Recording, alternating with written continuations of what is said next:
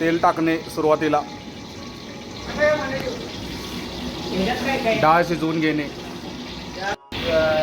Mix मसाला, कोथिंबीर paste, आलं लसूण पेस्ट, खोबरं पेस्ट, कांदा टोमॅटो बारीक करून घेणे, कोथिंबीर बारीक करून घेणे, कढीपत्ता टाकणे,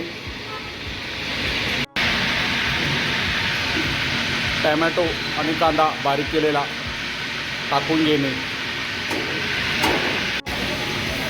कांदा टाकून घेणे, टोमॅटो टाकून घेणे, कांदा भाजून घेणे,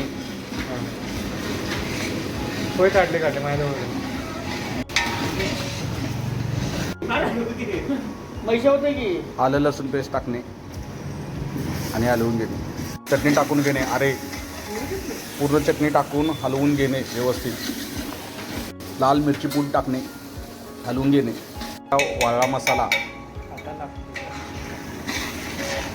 पहिला मसाला टाकणे, रस्ता जास्त आहे ना.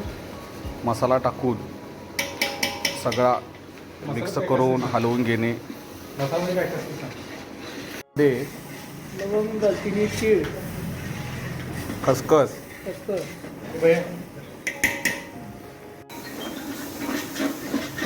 खोबऱ्याची पेस्ट बारीक केलेली टाकणे आणि ती मिक्स करून घेणे, खोबऱ्याची पेस्ट, कोथिंबिरीची पेस्ट टाकणे आणि हलवून घेणे, कोथिंबिरीची पेस्ट शिजले का पाहून घेणे, साधारण अर्धीच्या वर डाळ शिजली असेल तर काढणे, शिजलेली डाळ तयार झालेल्या मसाल्यामध्ये ओतणे, पूर्ण पाणी पूर्ण डाळ ओतून घेणे आणि परत मिश्रण पूर्ण हलवणे.